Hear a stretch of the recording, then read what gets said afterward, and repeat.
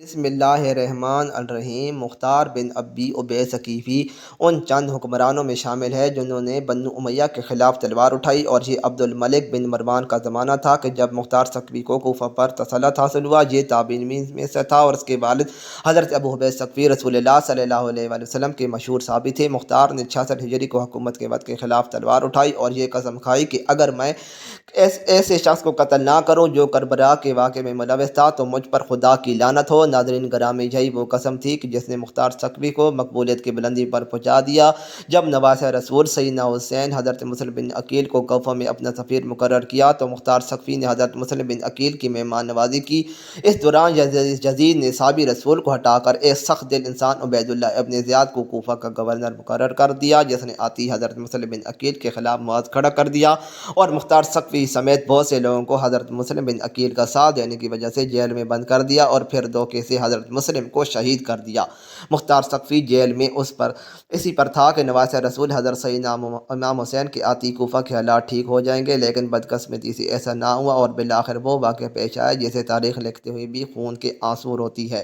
سیدنا حسین کو شہید کر دیا گیا۔ اس واقعے کے تقریباً 6 سال بعد مختار ثقفی کو کوفہ پر حکومت بنائی اور قسم کھائی کہ واقعہ کربلا میں ملوث تمام کرداروں کو جہنم واصل کروں۔ مختار نے کچھ لوگوں کی مدد سے 6000 لوگوں کے ناموں کی فہرست تیار کی جو کہ واقعہ کربلا میں یزیدی فوجی تھے اور طے کر لیا ان میں سے کسی کو زندہ نہ چھوڑے گا، انہیں عبرت کا نشان بنا دے گا۔ آئیے اس فہرست میں کچھ بڑے لعینوں کی موت کا ذکر کرتے ہیں کہ جو کہ مختار کے ہاتھوں عبرت کا نشان بنے۔ سب سے پہلا عمر بن سعد کی بات کرتے ہیں۔ عمر بن سعد کربلا میں امام حسین اور اصحاب کو بے دردی سے شہید کرنے والے کا لشکر کا سپہ سالار تھا۔ مختار نے عمر بن سعد کے قتل کرنے کا عزم کیا اور کہا میں بہت جلد ان صفات کے حامل شخص کو قتل کروں گا جس کا قتل زمین و آسمان اور اس کے تمام رہنے والوں کے لیے خوشنودی کا باعث ہوگا۔ حسین نامی ایک شخص اس مجلس میں بیٹھا ہوا تھا، وہ مختار کی بات سمجھ گیا اور اپنے بیٹے اریان کو عمر بن سعد کے پاس بھیجا اور اسے خبردار کر دیا۔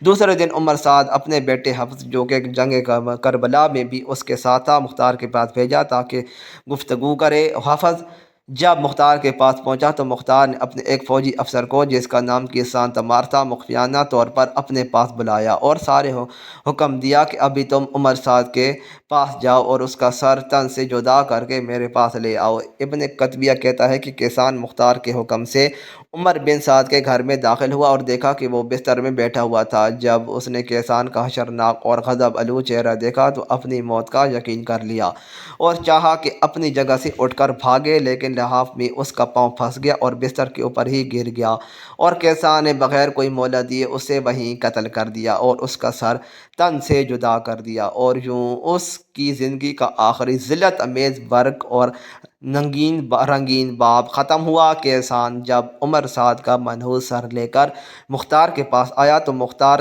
نے عمر کے بیٹے حفص کو خطاب کر کے کہا اس کٹے سر کے مالک کو جانتے ہو؟ اس نے کہا ہاں، اور اس کے بعد زندگی میں کوئی بھلائی نہیں؟ مختار نے کہا ہاں، تیرے لیے واقعاً زندگی فائدہ مند نہیں رہی، اور حکم دیا کہ حفص کا سر بھی تن سے جدا کر کے اس کے باپ کے سر کے ساتھ رکھ دیا جائے۔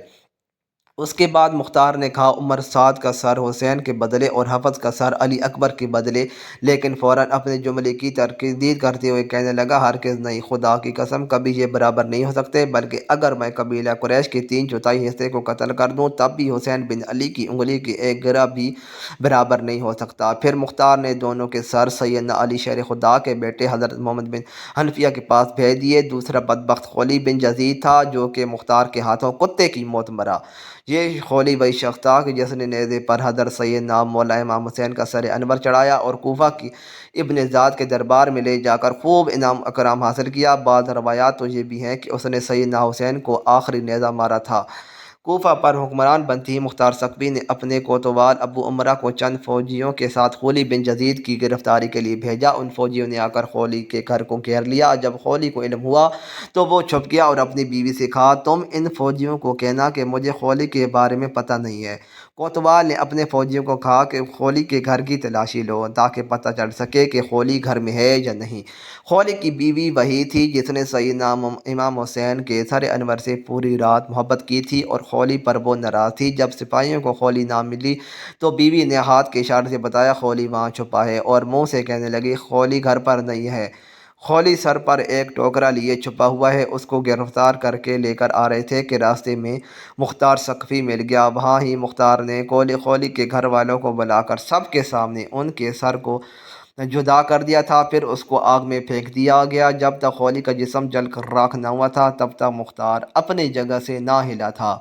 پھر اپنے فوجیوں سے کہا کہ اس راکھ کو ہوا میں اڑا دو تاکہ اس بدبخت کی خاک کا بوجھ زمین سے کم ہو سکے۔ اب بات کرتے ہیں شمر کے انجام کی۔ ناظرین گرامی، واقعہ کربلا میں شمر کا کردار بہت نمایاں تھا۔ یہی وہ شخص تھا جو ابن زیاد کا 4000 لشکر لے کر کوفہ پہنچا اور خیموں کو آگ لگائی اور امام حسین کو شہید کیا۔ سن 66 ہجری میں مختار ثقفی نے قیام کیا تو شمر نے ان کے خلاف ہونے والی جنگ میں شرکت کی، لیکن مختار ثقفی نے شمر سمیت اموی امور کو کوفہ میں ہونے والی جنگ میں شکست دی۔ مختار ثقفی نے ارادہ کیا تھا کہ وہ کربلا کی جنگ میں شریک ہر یزیدی کمانڈر کو قتل کر دے گا اور اہل بیت کے پاک گھرانے کا بدلہ لے گا۔ شکست کے بعد شمر کوفہ سے فرار ہو گیا، لیکن مختار ثقفی نے خاص طور پر اپنے غلام ضربی کو ایک دستہ فوجیوں کا دے کر اس کے پیچھے بھیجا، لیکن شمر نے مختار ثقفی کے غلام اور اس کے دستے کو قتل کر دیا۔ پھر مختار ثقفی خود اس مہم پر نکلے اور شمر کو گھیر کر اس کو قتل کر دیا۔ اس کا سر گردن سے اتار کر کالا کر کے نیزے پر لٹکا کر پورے کوفہ میں گھمایا گیا اور اس کے دھڑ کو پہلے کھولتے ہوئے تیل کی دیگ میں ڈالا گیا اور پھر کوفہ کے بازار میں جنگلی کتوں کے آگے ڈال دیا، اور پھر شمر کا سر محمد بن حنفیہ کے پاس مدینہ بھجوا دیا گیا۔ ابن زیاد، ناظرین گرامی، ابن زیاد کوفہ کا گورنر تھا جس نے حضرت مسلم بن عقیل کو شہید کیا اور امام حسین کے کربلا میں اپنی فوج بھیجی۔ اس کے حکم پر پانی بند کیا گیا اور اسی خط کی روشنی میں کربلا کا واقعہ وقوع پذیر ہوا۔ مروان کی حکومت میں ہی سلمان بن سرد غزائی نے تو توابین قائم کیا جو کہ کوفے کے توبہ کرنے والوں پر مشتمل تھے جو نواسہ رسول حضرت امام حسین کی شہادت کا بدلہ لینا چاہتے تھے۔ مروان نے ابن زیاد کو ہی توابین کے مقابلے کے لیے بھیجا۔ 65 قمری میں مروان کی موت واقع ہو گئی تھی، لیکن ابن زیاد نے پیش قدمی جاری رکھی اور عین البردہ کے مقام پر توابین کو شکست دے دی۔ اس کے بعد ابن زیاد جزیرہ کے شہروں کو تخت فرمان لانے میں مشغول ہو گیا۔ پھر اس نے مختار عاملین کے تابع موسیٰ پر حملہ کیا۔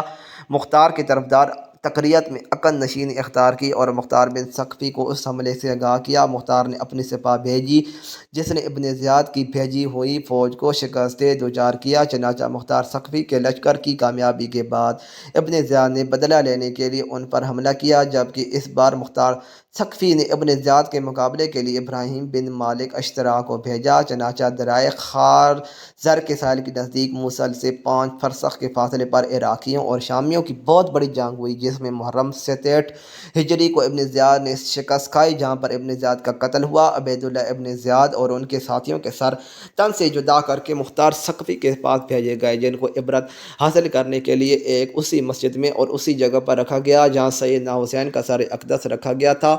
اب یہاں ابن زیاد کے سر کے ساتھ ایک نہایت ہی غیر معمولی واقعہ پیش آتا ہے کہ جس کو سن کر آج بھی دشمنان اہل بیت کانپ اٹھتے ہیں۔ یہ واقعہ جامعہ ترمذی میں 3780 پر درج ہے۔ حضرت عمارہ بن عمیر تابعی بیان کرتے ہیں کہ جب مختار ثقفی کی فوج کی جانب سے جنگ کے بعد یزید کے عراقی گورنر عبیداللہ ابن زیاد اور ان کے ساتھیوں کے سر کاٹ کر لائے گئے تو ان سروں کو ایک قطار میں مسجد میں لوگوں کی عبرت کے لیے رکھ دیا گیا۔ حضرت عمارہ فرماتے ہیں جب میں مسجد میں پہنچا تو لوگ کسی خوفناک شے کو دیکھ کر کہہ رہے تھے وہ آیا وہ آیا۔ اچانک میں نے دیکھا کہ ایک سام جو سروں کے درمیان سے گزرتا ہوا عبیداللہ ابن زیاد کے نتھنوں میں گھس گیا اور تھوڑی دیر اس کے سر میں رکا، پھر منہ سے نکل کر غائب ہو گیا۔ کچھ دیر بعد دوبارہ شور برپا ہوا، وہ آیا وہ آیا۔ حضرت عمارہ تابعی فرماتے ہیں کہ اس طرح اس سانپ نے یہ عمل 3 بار دہرایا۔ حکیم بن طفیل تائی نے عباس علمدار کے لباس پر قبضہ کیا تھا۔ امام حسین رضی اللہ تعالیٰ عنہ کو تیر مارے تھے۔ مختار نے اپنے سپاہیوں کو ان کی گرفتاری کے لیے بھیجا تو وہ جب اس کو پکڑ کر لا رہے تھے تو اس کے حکیم کے گھر والی عدی بن حاتم کو حاتم تائی کا بیٹا تھا، اس کے گھر والے اس کے پاس گئے۔ انہوں نے کہا تم مختار سے سفارش کرنے لگا۔ مختار عدی کے ساتھ بہت ہی عزت کے ساتھ پیش آیا تھا۔ مختار نے اس کو پاس بٹھایا۔ عدی نے اپنے آنے کی وجہ بتائی تو مختار نے کہا آپ محمد صلی اللہ علیہ وآلہ وسلم کے نواسہ کے قاتلوں کے بارے میں سفارش کرانے آتے ہیں۔ اس نے کہا حکیم پر جھوٹا الزام ہے۔ مختار نے کہا اچھا ہم اس کو چھوڑ دیں گے۔ سپاہیوں کو راستے میں معلوم پڑ گیا تھا کہ عدی حکیم کی سفارش لے کر مختار کے پاس چلا گیا ہے، اس لیے سپاہیوں نے راستے میں ہی حکیم کو قتل کر ڈالا تھا۔ اس کو نشان عبرت اس طرح بنایا گیا کہ اس کو ایک کمرے میں بند کیا گیا تھا۔ اس نے سے کہا کہ تم نے عباس بن ابن علی کے کپڑے اتارے تھے، ہم اپنی زندگی میں تیرے لباس کو اتارتے ہیں۔ سپاہیوں نے اس کو اندھا کر دیا تھا۔ پھر کہا کہ تم نے حسین ابن علی کو تیر مارا تھا، ہم بھی تجھ کو تیر مارتے ہیں۔ یہ کہتی انہوں نے تیر مار مار کر حکیم کو قتل کر دیا۔ کربلا میں ان لوگوں نے حضرت امام حسین رضی اللہ تعالیٰ عنہ اور ان کے ساتھیوں کے ساتھ طرح طرح کے ظلم کیے ہیں۔ جو لوگ میدان کربلا میں سیدنا امام حسین کے مقابلے میں گئے، جس نے مولا حسین یا ان کے ساتھیوں کو شہید کرنے کی جرأت کی، ان سب کو مختار سقفی نے بہت بے دردی سے جہنم حاصل کیا اور بقیہ، اور یقیناً وہ اب بھی جہنم کا ایندھن ہی بن رہے ہوں گے۔ ایک روایت کے مطابق 6000 کوفی مختار کے ہاتھوں ذلت کے ساتھ قتل ہوئے۔ ان کے علاوہ بھی بے شمار لوگ طرح طرح کے عذاب میں مبتلا ہو گئے تھے۔ تاریخ چیخ چیخ کر بتا رہی ہے کہ ان میں سے کوئی نہیں بچا تھا جس نے اس دنیا میں ہی سزا نہ پالی ہو۔ ہر کسی کو بری سے بری سزا اور عذاب کا سامنا کرنا پڑا تھا۔ جس نے بھی واقعہ کربلا میں مظالم اٹھائے تھے، یہاں تک کہ اس عذاب سے یزید بھی نہ بچا اور بہت بری موت مرا۔ اللہ پاک سے دعا ہے کہ وہ ہمیں رسول اللہ صلی اللہ علیہ وآلہ وسلم سے ان کی آل پاک سے لا محدود محبت عطا فرمائے، آمین۔ مزید اچھی ویڈیوز کے لیے چینل کو سبسکرائب کرنا نہ بھولیں۔ شکریہ۔